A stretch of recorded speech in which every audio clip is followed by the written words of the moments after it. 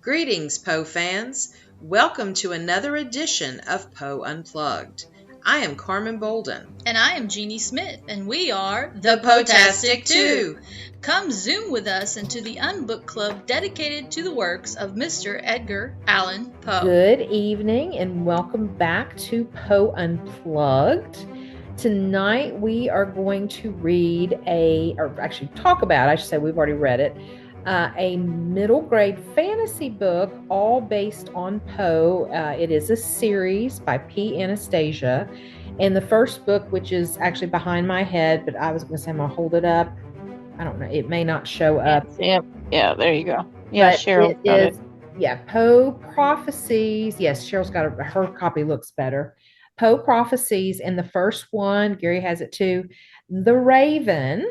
And so we're going to discuss that. And the author, Anastasia, we submitted some questions for her. She wasn't able to make it with us tonight, but she has nicely answered these questions for us. And it's all about her inspiration for the books and just her love of Poe. So who wants to start us off with the book tonight? Thoughts? Well, as a middle grade author myself, I was very uh, taken by this. I'm not usually a fantasy person, but I thought she did a wonderful job. She was succinct. She got her points across. She was great at description, I thought. Mm-hmm. You could picture everything as they walk, especially like in the archive and all that. Mm-hmm. And I loved her idea of the kindred, having the kindred. That just added a lot to the story, I felt.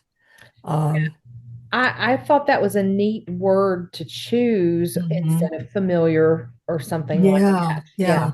I like that. I like that. Other thoughts? Oh, I know you all I have thought that it thoughts. kind of started out slow at first, but as I kept going, it got more and more interesting. Mm-hmm. Yeah, definitely left. And I guess I didn't realize it was the first in the series, so it kind of felt like there was a lot of introduction going on at first. Mm-hmm. And I was thinking, I hope the whole book isn't like this, but it wasn't, of course. It got more interesting toward the end. So yeah, definitely left a cliffhanger to move to book 2. Absolutely. Yes. And I think which is it, the Black Cat? The second one is the Black Cat. I'm going to look up. She's got several in the series, but I know. Yeah, there's like 10 or 15. There's quite a few. Does anyone know if if these are standalones or if readers are expected to read them in order? Because if you have to read them in order, then she wouldn't have to do the introduction. Reintroduce everybody at the beginning. She's on her website. She recommends that people read them in order. Okay, so they're probably not standalone. Even the ending of this book kind of leads into the next one.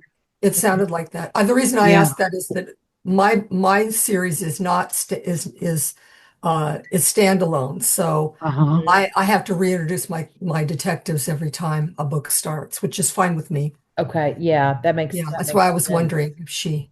Yeah, so I just kind of got the impression that they're all in succession in order. Yeah. So book 2 is The Black Cat. Book 3 is Mask of the Red Death. Book 4 is Dream Within a Dream. Book 5 is Tamerlane. Book 6 is The Gold Bug. Book 7 is Ligeia. And book 8, which is not out yet, is Into the Maelstrom. Or maybe it is out. No, I think it is. It is. And then it says coming. I think it's fairly new. Yeah. And then actually it says Poe Prophecies Ligeia. The paperback is coming soon, January 13th. So I think this is the hardbacks. Do you know how many more she's planning to do with Poe? I believe she has that in one of her questions. Okay. I think there's going to be several, if I remember right. I think so too. Like in the teens, I thought. Mm-hmm. I think, Gary, I think you're right. Yeah. Do you guys want us to go ahead and read the question and answers before we keep talking, or what would y'all rather do? Yeah, why don't we do that? Good Yeah, that'd idea. be good. That Yeah. might be some good talking points. Mhm. So Yeah, I Uh-huh. think so. so Jeannie and I are going to alternate, and Jeannie always wants the odd, so she's going to go first. No one is shocked by this, right? Because I identify as odd, so I go with the odd. So, All right, all right. take it away, Jeannie. All right, so the first question that was submitted, well, not specifically the first question, but the first question answered was, what sparked your interest in Edgar Allan Poe, and were you a Poe fan as a child or teen? Her answer was, when I was a kid, my family visited a giant bookstore that was having a liquidation sale with thousands of books on clearance. My parents ended up buying a massive collection of books as part of a series based on famous writers throughout history. There were dozens of books in the set, and one of them was the works of Edgar Allan Poe. At around 13 or 14, I joined a local acting class and was eventually asked to perform a piece of my choosing for the final project of the season. Of all things, I chose The Raven. My love of Poe has been growing since then. Wow. And that kind of makes sense that she would choose The Raven as her first book. Mhm. It does. All right. So I mean, yeah, go ahead, Gary. things that I've seen about her, it seemed like that not only was she a big fan of Poe, I think she wants kids to be a fan of Poe, which Yeah. is why she's written them, which Mhm. tickles me to death because a lot of people aren't teaching Poe as much as they used to, Right. it seems like. Mhm. But if they're reading these books in the library, they may say to their teacher, can we do some of these stories? You Yeah. know what I mean? Mhm. And I told her to her face, I said, I really think it's great you're exposing young people to this because they need to read different things and experience different things. Yeah, definitely. So the next question was what is the very first Edgar Allan Poe story or poem that you remember reading? And she just said The Raven for reasons mentioned in the previous question.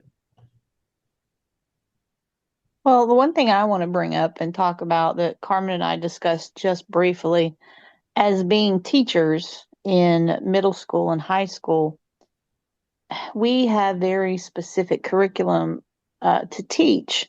So there's not a lot that we can go outside of to teach certain authors and certain stories because they're protected at certain grade levels. Right. So the one thing with this one is at a young age, around a six, because I mean, I'm assuming this is kind of where she's starting because the kids are what, like 11? They're 12. Yeah. Okay, I would say 12. fifth or sixth grade. Yeah, so sixth grade is kind of like where she's starting this out. So in sixth grade, they wouldn't even be able to read The Raven as part of the curriculum. There wouldn't be an introduction. Yeah, this is Tennessee. And so even then, stepping into where I think Annabelle Lee is even in high school. Yes, I teach it. Yes, right. It's in ninth grade. So one of the things that I mentioned to Carmen is with the books, I'm glad that yes, she's broadening it to the point to wanting to suck kids into this world of Edgar Allan Poe. I just wish that she was emphasizing a little more of the story to entice them with it, because one of the things that we were talking about is this one is supposed to be about the Raven, but it was bordering on more about the kindred the Raven rather than the story the Raven. There was more, to me, Telltale Heart heavy than like the Raven was mentioned and used as one of the things. I don't want to give too many spoilers away, but yes, I thought to me it was more Telltale Heart heavy. I don't know what I saw that. I saw that too. Yeah. Nothing wrong with that at all. Yeah. But yeah.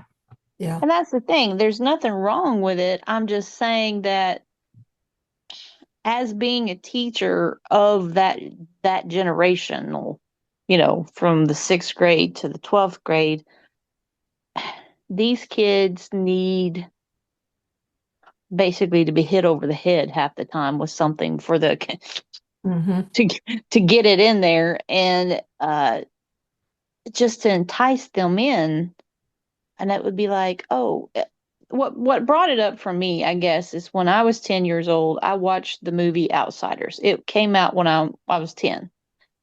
And I was so engrossed in that story on the television that I was like, wow, where did that come from? And that was back in the old days when the movies came out like after midnight. And so I was up and I was watching and I was reading all the credits and I saw where it said, written by Mm-hmm. the book. And I immediately the next time, because this was over the holiday, I think it was, and immediately the next day I went to school, I went to the library during my library time and found that book.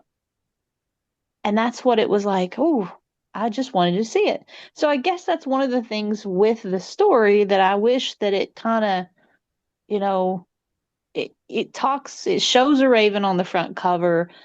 I just wish she had gotten a little bit more meat of the raven. Mm-hmm.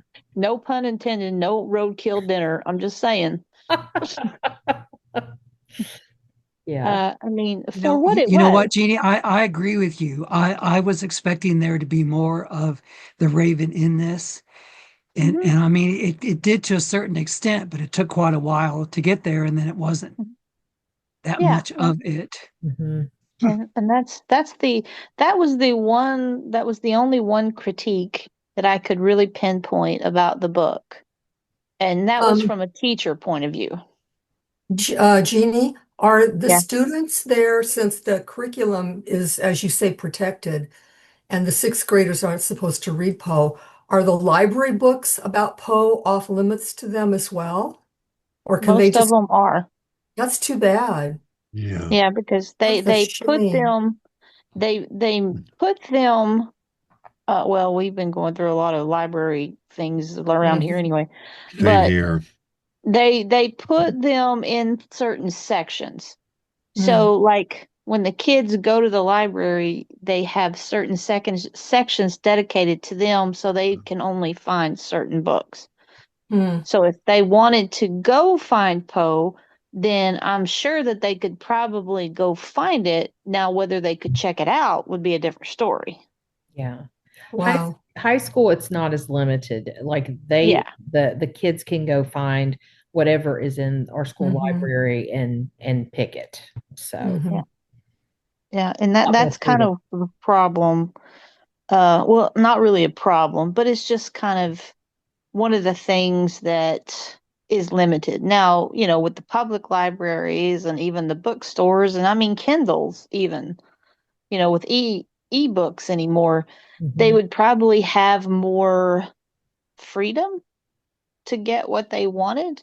And I Yeah. guess that's why I was hoping with this it would be a lot more of dangling a morsel in front of them to entice them to want to go find it. Yeah. And that's kind of, I guess, what I was missing out the most on.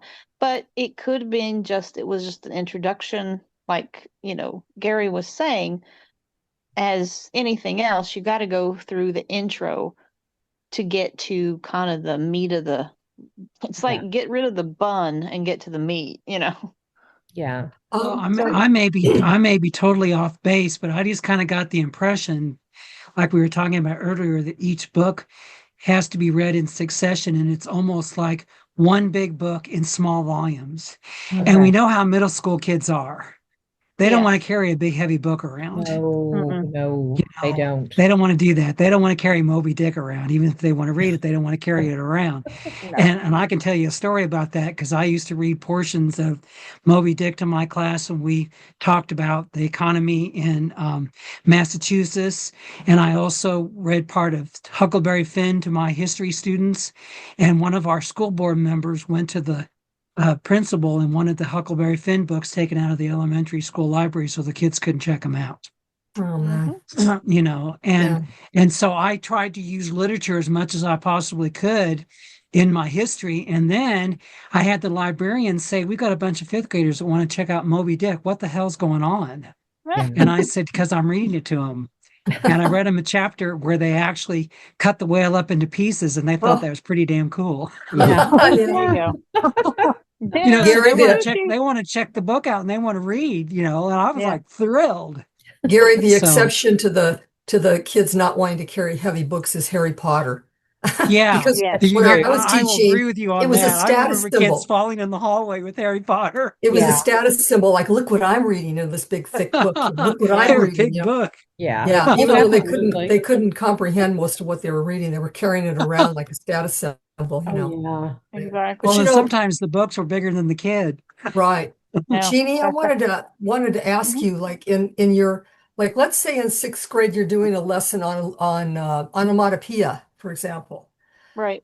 Because in fifth grade, when I did a lesson on that with my kids, I used the bells. Yeah. That to No. me was a perfect example. Just a few stanzas of it and read that to them. Would you not be allowed to do that because it's Poe? Well, it's not so much that I wouldn't be allowed to use it because it's Poe.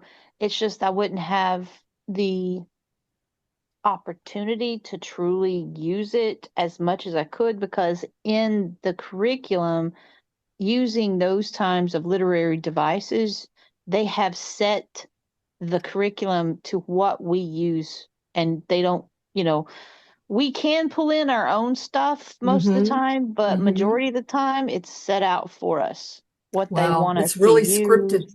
It's not scripted, but like lists of like here are passages you can use or something like that. Exactly. Okay. Like, Yeah. you See, know, Wow. We have I've been certain language. retired from teaching in an elementary school classroom for about 10 years. Yeah. When I was still teaching, Yeah. there was nothing said, you can't use this or Right. you Same have to here. use that.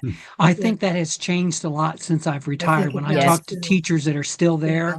I think it's Yeah. become very, very controlled in many I states. think it has too. Missouri, in particular, is really bad for that. Yeah. And We, I think I'm kind of glad I'm out because I think, for example, I was supposed to be teaching, I don't remember what skill, but something to do with poetry. And the principal said, "Why did you use a Robert Frost poem? Why didn't you use the one that was in the book?" And I said, "Because it was some dumbass I'd never heard of before, and it was a bad poem, and I thought I could do it better by doing Yeah. Robert Yeah. Frost and mhm. expose the kids to Mm-hmm. Robert Frost." Some good And he's like, literature. "Oh, okay." Good. But he Yeah. apparently had been asked by the curriculum director why I wasn't following the curriculum. So it was starting when I was still teaching. Wow. A lot of the creativity and fun has gone out of that, huh? Out of Yeah, teaching, it's it like sounds teachers like. couldn't even do their own thing. I mean, I didn't Yeah. need a textbook. I could do Well, whatever I needed to do using other things, yeah. but we were Same supposed here. to read scripted stuff right to Mm-hmm. the kids to make sure we were hitting all Mm-hmm. the skills the way they wanted them to Right. get hit. Yeah. Well, all to right, so bring back to to the, oh, sorry, go ahead, Keith. no, go ahead, Jenny. I can hold this out. I can hold it. Continue. No, I was just going to say that back to the questions that we were talking about, P. Anastasia, I don't think any of us, I don't know what her background is, so I don't know what we're going to find out in the questions. Maybe she can answer a little bit more about what we're discussing, why Mhm. maybe she didn't introduce a lot. But Cheryl, yes, to answer most of your questions, it's not that we can't pull out of other things that we have, because I did it all the time in history with some things and even in English and everything else. But most of the time, it's all about the timing, and we had to stick to what was being guided towards us for Mm-hmm. benchmarks Mhm. Yeah. and that kind of Yeah. thing. So, Yeah. yeah, Yeah. it It's always a it was time, a it's a time crunch too. You have to yes, Yeah. balance. Yeah, I exactly. get it. So, I know. That was always the problem. But yeah, sometimes I had kids bring in examples. yeah, and sometimes Mhm. that is one thing I That That's was always open my fantastic. class That's up to. So, fantastic. And they would so come up Keith, with some things like, "Oh, wow, I didn't think of that," and then yeah. somebody want to go read that. I mean, it's just Yeah, and when that's it's so kind of like what I was scripted. hoping for Yeah. from this book is Yeah. that, she would entice that out of the kids or Yeah. entice that out of the readers so Yeah. they can pass it on. So Keith, what were you going to say? I'm sorry. Um, about things being chosen and scripted to you. I did belong to a group at the local library in the city I grew up in for children. And what we would do, we would choose a book and introduce them to what the author was, what the story was about, depending on the age level. Because I can understand the being put in a frame of things. And kind of like, I think Gary said someone went to school board or something about something you had read. Kind of like what happened to me is I got a parent.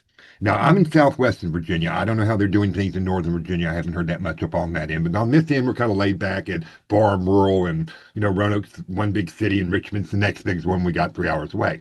So it's just how things are. So I chose, I didn't think anything about it. It was, how I get probably sixth grade, a 12-year-old. Didn't think, I mean, I remember reading The Raven at a younger age because there wasn't any guidelines. The teacher taught us what they wanted to teach us when I was in school. That's how I learned a lot of my stuff, was because I had teachers who went beyond and above to turn me on to books and things because I was bored in class and they knew it. Yeah. So anyway, it seems that I created quite a controversy because I read The Raven. Oh, Oh my. Wow. Yeah. And it's no biggie. I'm over it. I was not very polite when it happened, and I voiced my opinion to the mother, who told me she hadn't read it, and I said, then what? Basically, it boiled down to she thought I was teaching her child some kind of Satan thing or something. I don't know. She was babbling on and witchcraft or clutching her something. Bible and thumping it at me the entire time. And I'm like, oh, the hell with you. And out I went. Of course, my temper got the best of me, and I told her what I exactly thought of her and told her how she was depriving her child of learning great literature, and what in a couple of other words I shouldn't have used, ignoramus she was, and that was the end of that. But the point I was making is I understand being pigeonholed into something when you don't think you should be. Because I felt like the kid liked it. I mean, the kids responded to it. And I mean, I'm not a teacher or anything, but I just volunteered to help out, like the reading program and, and things like Which that. is And, awesome. my niece and nephews come to me about book selections, and I give them stuff that I learned in school and in college. And they're like, oh, that's great. No one ever told me about this. And, they learned from it. But Sure. it surprised me. Yeah. Yeah. And that's the other thing, and that's one of the things with these books, since they're centered with this, this age group in mind, that it's great because pull more into classic literature, in my opinion, because we are losing a lot of the younger generation getting away from that. Right. So that's one of the things about it. So back to the questions. Question 3, it says, when did you first visit Edgar Allan Poe's grave in downtown Baltimore? She said, unfortunately, I've not yet had the opportunity to do so, but I hope to in the future. So she hadn't gotten that opportunity. And I mean, a lot of people haven't, because, I mean, the poor guy, just like in life, he moved around. In death, his body moved around. Yeah. She won the Saturday Visitor Award. Yes. She sent me a sticker. So maybe she didn't show up in Baltimore to accept the award or something. Yeah. No. I didn't see her at the Black Cat Ball or anything. I don't know what year she won this. Do we know? It was this year. This year. It was recent. this year. Yeah, it was You were recent. there, One of the Steve. winners. Yeah. Steve, do you remember her name being announced? I don't remember that. It may have been announced. Yeah, it was. I don't want to descend into tit for tat, but it's a pretty big honor. I would sure show up if I were going to be nominated. Yeah. Well, and you were, and you have been. Yeah. Just curious. It must have been just something that she couldn't swing to make it. Yeah, maybe she couldn't. Yeah. Does anybody know where she lives? No, and I don't remember I don't think it's in the questions.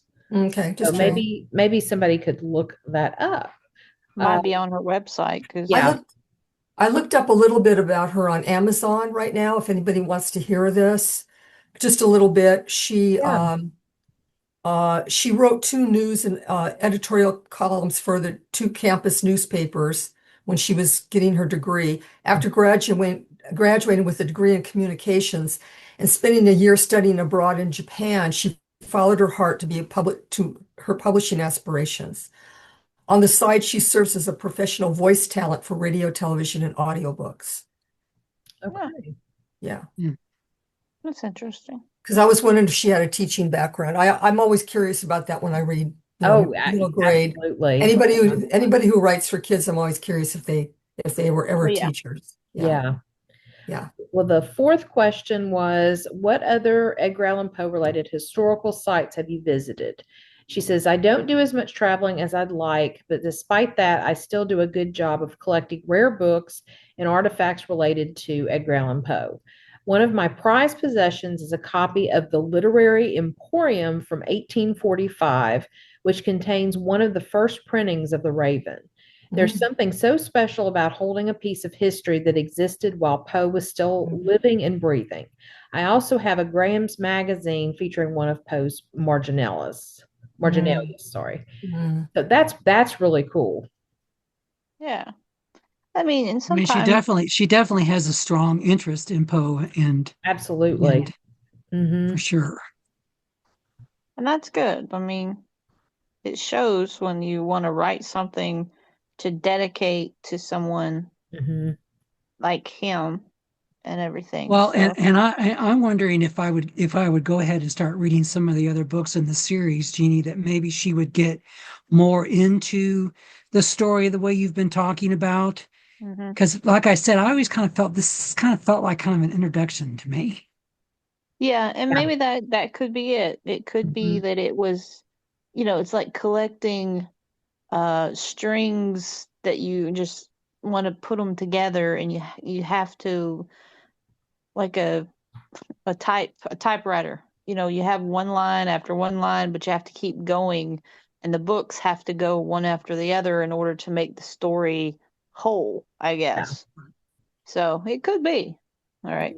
So the next question said, what made you decide to write this series of Edgar Allan Poe related books? Were you hoping to inspire young people to read Poe through reading your novels? Well, this is going to answer some of our questions we've been talking about. Says, I fell in love with Poe when I was young, and I always suspected there were other kids out there who might feel the same spark if given the proper introduction to his world. This series was inspired in part from that and my desire to create something I would have devoured at a young age while building a world even adult readers can enjoy. If readers already love Poe, I hope the books deepen their curiosity. If they don't yet, maybe the stories will encourage them to try his work for the first time. A major inspiration was the narrative of Arthur Gordon Pym of Nantucket, and the eerie way parts of that story mirrored a real event decades later. The sense that Poe's writing might be hiding even more premonitions and secrets became the heart of the series. Interesting. So, yeah. Very interesting. Yeah. It's, I was looking. Yeah, and I was going to say in the book, she doesn't really have a section about the author in the book. No, she doesn't. Giving a little blurb about herself. No, she doesn't. All right. So our next question, when you developed the idea for this series, what inspired you to create the setting at an academy? And she says the genre of schools for kids with unique powers has been in fiction for centuries. Schools are very common places for young people, so it makes sense to have a familiar setting, yet still be able to provide an escape from the mundane. So. Well, and it kind of makes me think, Potter was all about school. So she's kind of capitalizing on that. Yeah, I think so. And some of the reviews I read, it did hint that this was similar to Harry Potter in many ways. Yes, I had seen that. So I think that's part of her thing. And like I said, I wonder is if we would go on through the series that things might be a little bit more out there. Yeah. That's very true. I would hope. Yeah. Yeah. All right. Next question says, what is your favorite thing about writing? It's fun to escape into worlds that otherwise might not exist. My characters always surprise me.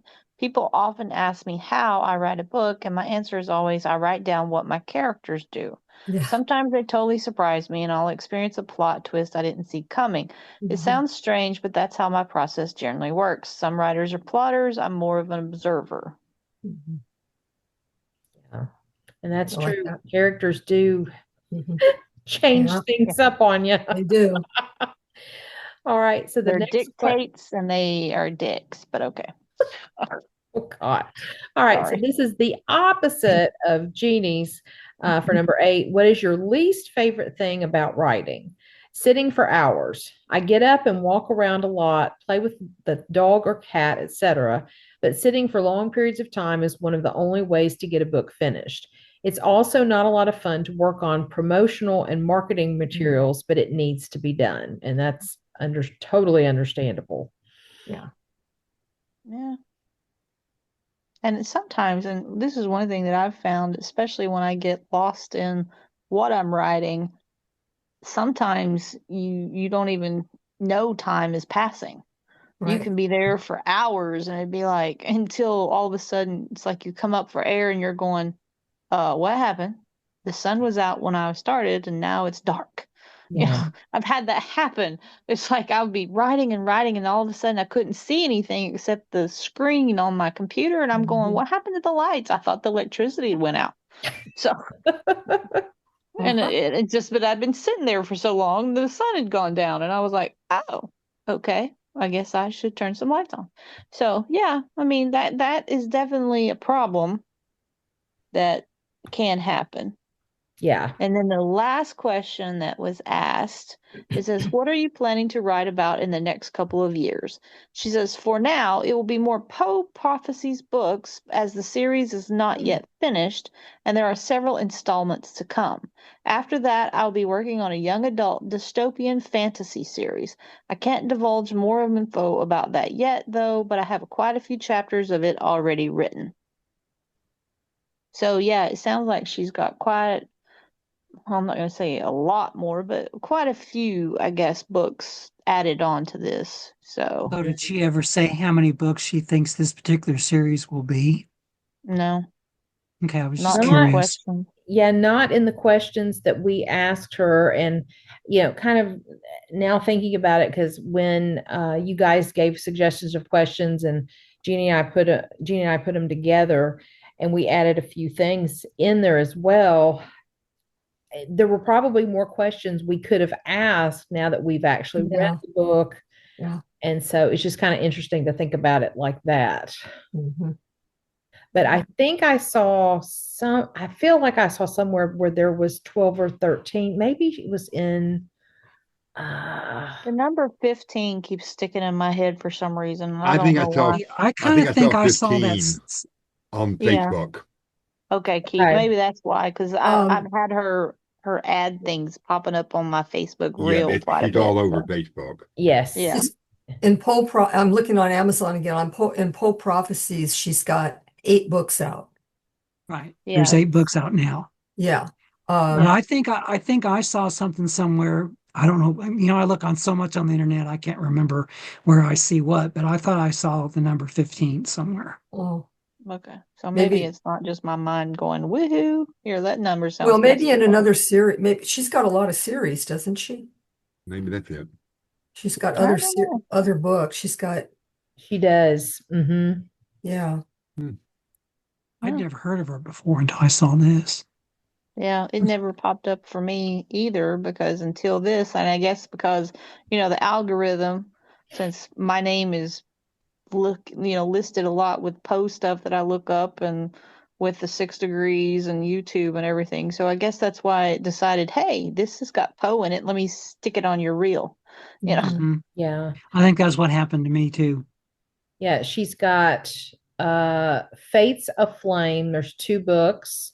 Fluorescence. There are 4 books. And then she's got a few other ones that don't look well. No, there's Dark Diary, and it looks like there's 2, I think 2 books in that. So, and then she's got a couple, and then it looks like there's one more book that's a separate one. So she's written several things. Mhm. And one of the things, like I said, I mean, it's nice that she's got something that's centered on one author that's trying to get some, draw in people to want to learn more about that author. And like with your book, Cheryl, I love yours because you're covering history And that talks to me a lot too, because Mhm. I love all the history things, Yeah. traveling, and like the I just watched a docuseries, documentary, maybe a series, I don't know, about the Bast, the god Bast, the goddess Bast, Mhm. because there is, not a lot of people know this, but there are other types of like Valley of Kings areas in Egypt, but they're not kings. They're dedicated to cults. Mhm. They're tombs that are where burials of people who followed a particular, like the goddess of cats, Mhm. Bash. That's what Mhm. and they had Yes. uncovered a pyramid or a burial plot of these people that were burying their cats. I mean, they would literally had uncovered all these mummified cats, and they were doing x-rays on them and all this, and Mhm. I'm like, wow, Mhm. that's just great, and that's what interests me. And that's one thing about with you and your series, and you go all the way around the world, and you've got these kids just in delving in this, and now she is trying to do the same thing just for Poe. Right. Yeah. And it's like an archaeological dig on Poe, but at the same time, it's like, yo, get a little deeper. You're only like Mhm. brushing the surface here. Dig a Well, little so deeper in the well. Okay, sorry. there's a philosophical question here that I'd be really interested to know what other folks think, and that is, I appreciate, Jeannie, you're setting this up because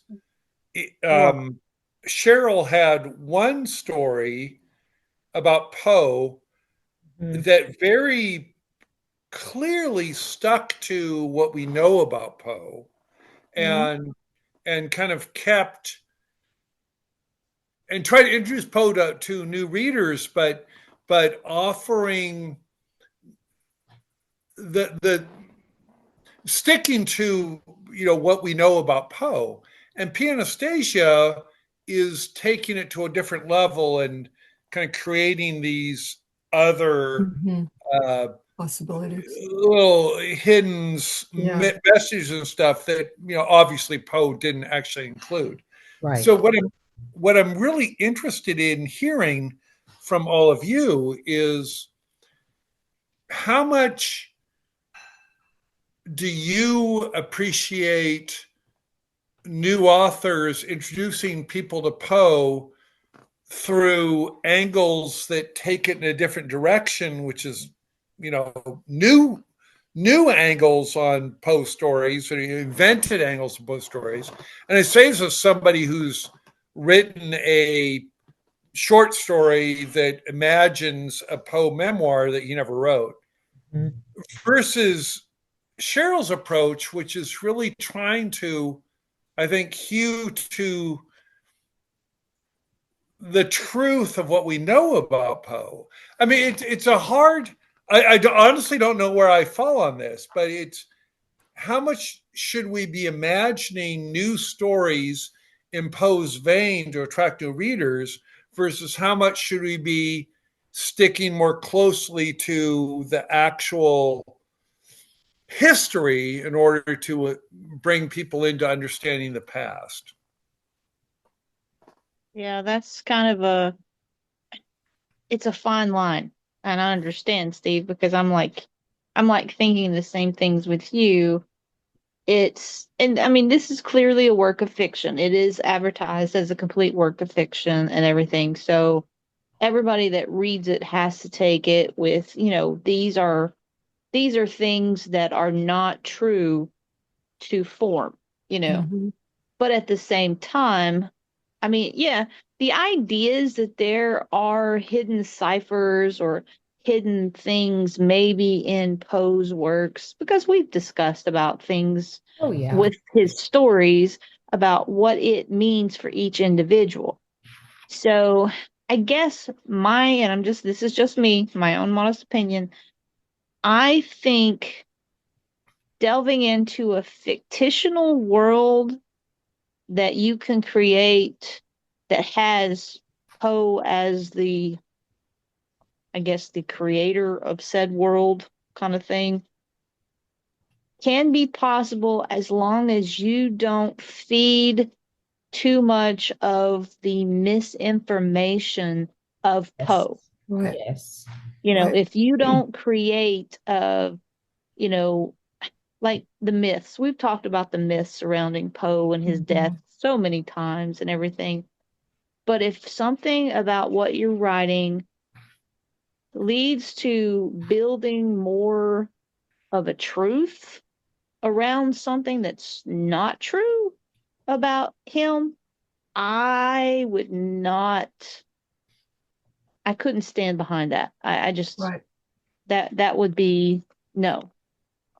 But if you I, just want to use him as a springboard to create a universe, to explore his writing in a whole different world, in a whole different way, that's fine. If you create it as a fictional and you don't try to ruin the author and the works themselves in the process.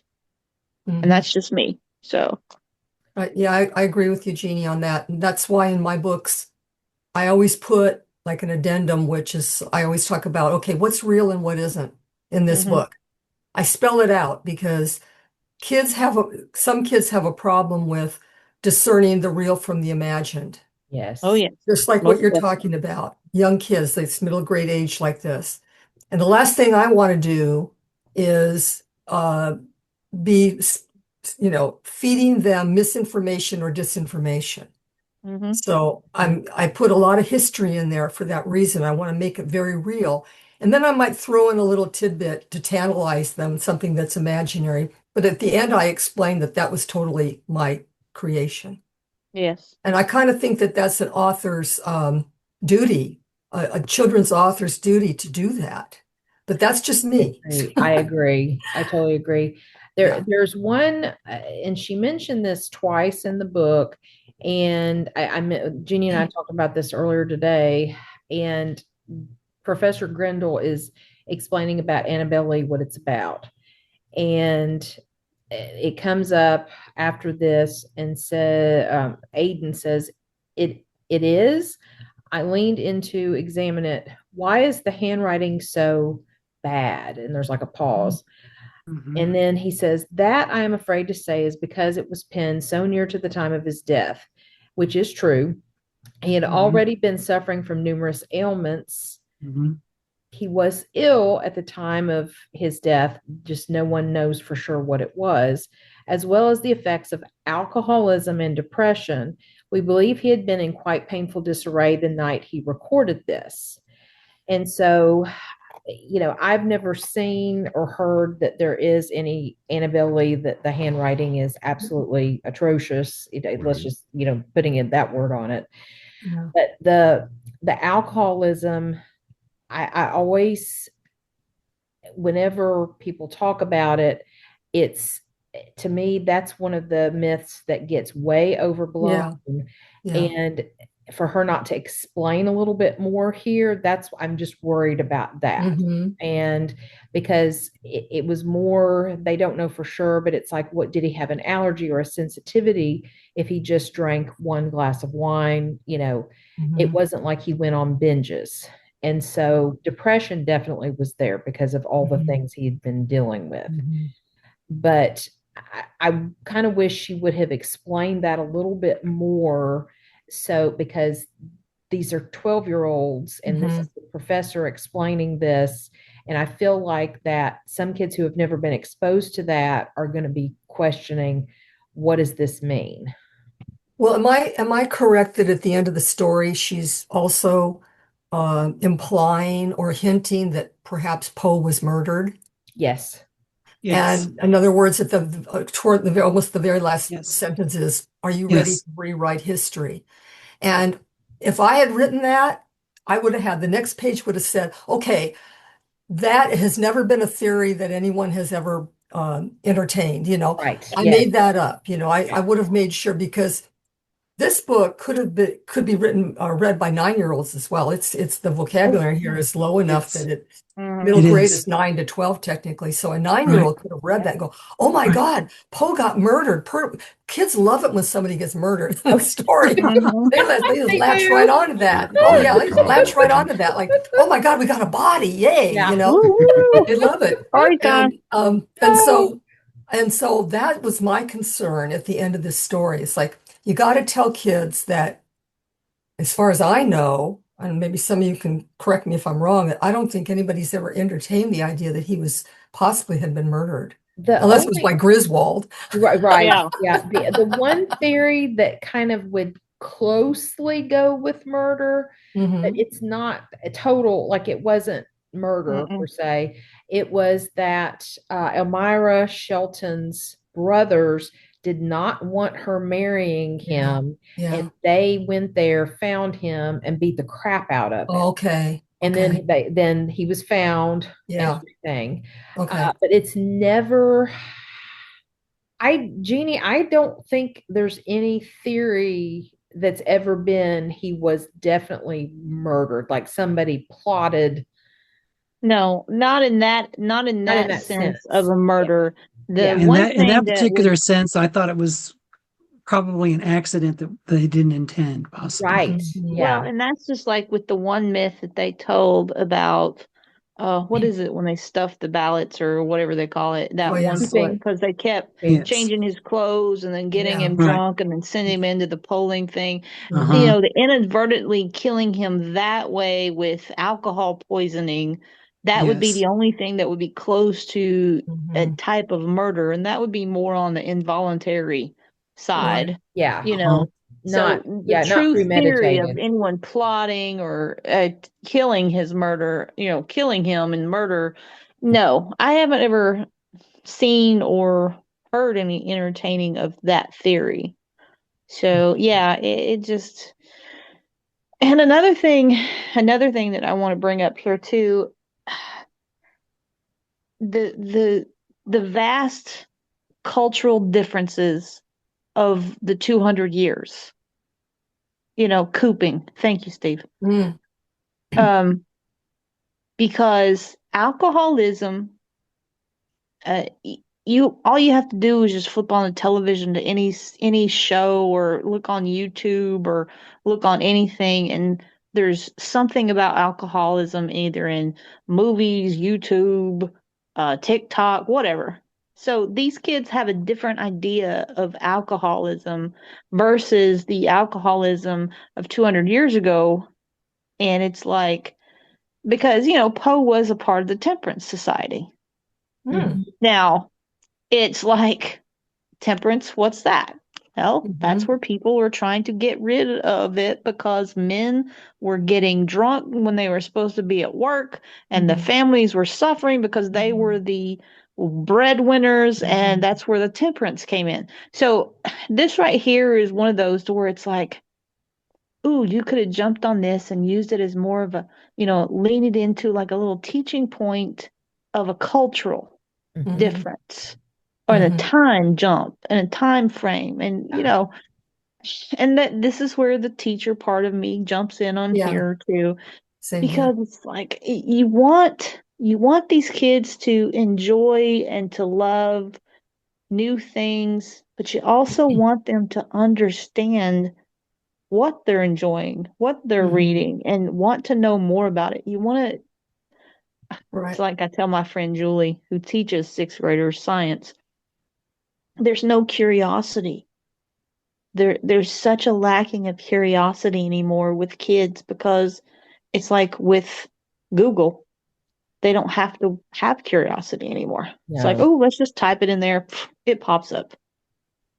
So I guess that's one of the things that I really like, that she has jumped in to wanting to pull the young Poe fanatics, wanting to start young Poe fanatics.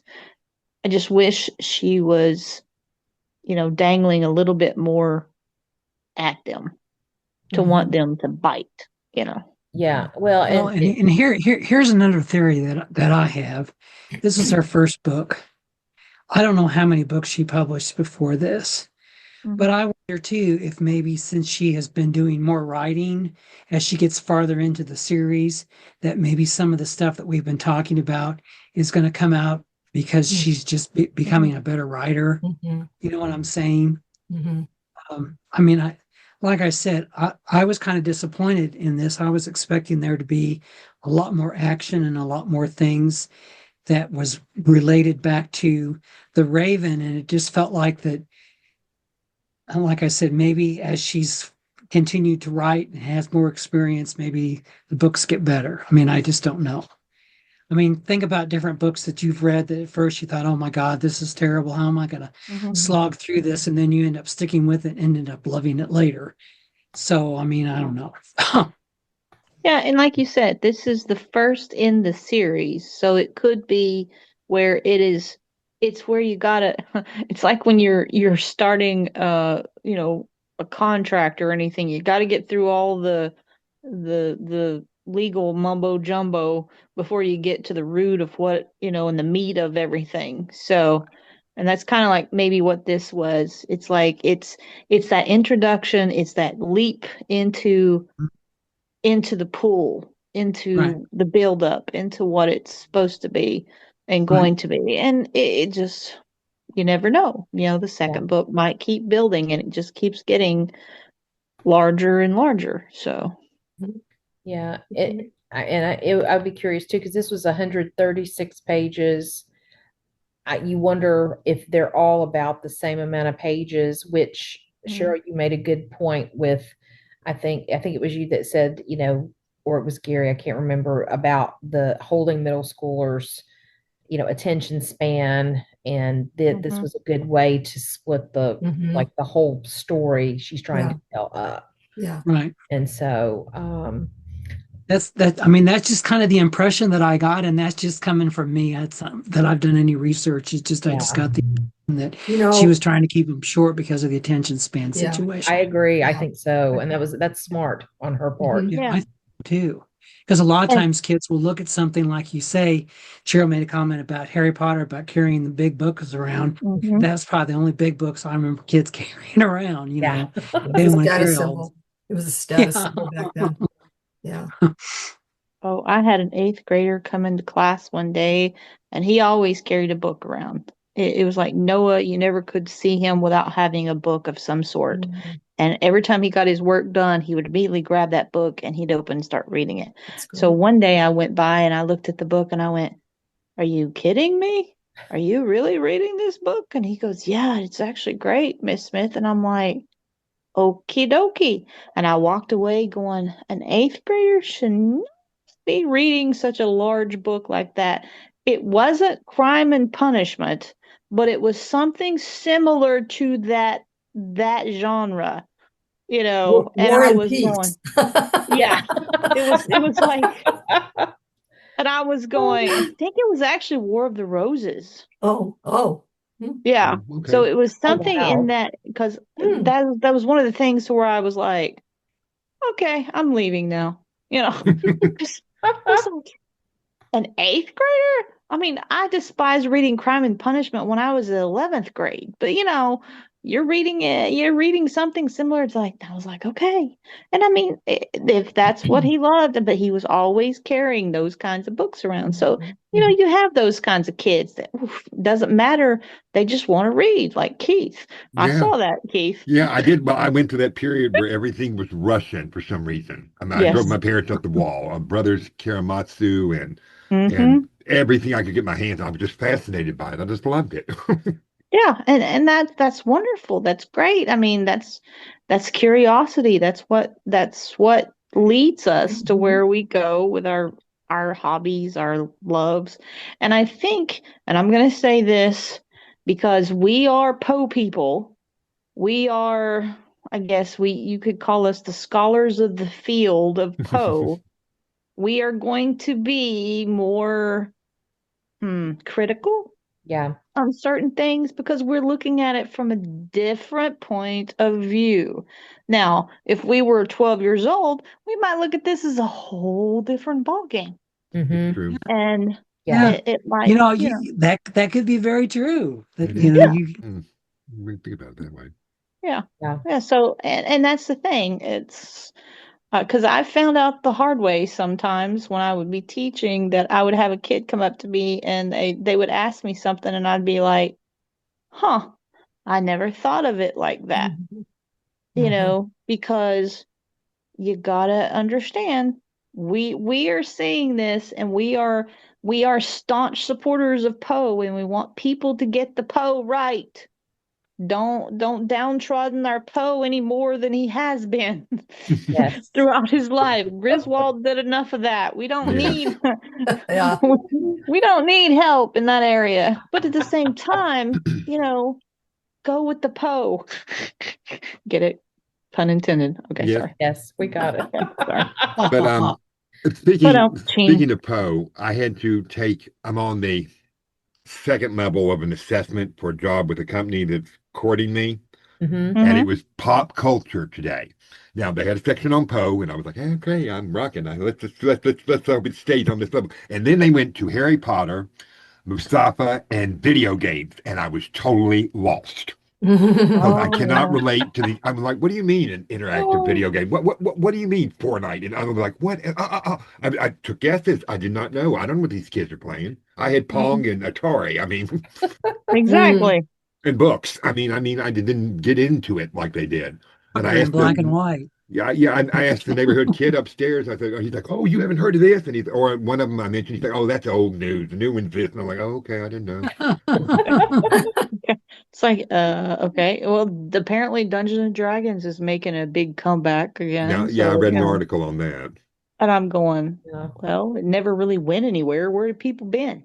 I mean, The basement. Dungeons. Well, Yeah. Sorry. it Yeah. got a bad rep when Yeah, that's true. that incident Yeah. happened. Yeah. That role playing and all Yeah. that kind of stuff. Yeah. Well, does So, anybody have any other thoughts for Poe Prophecies?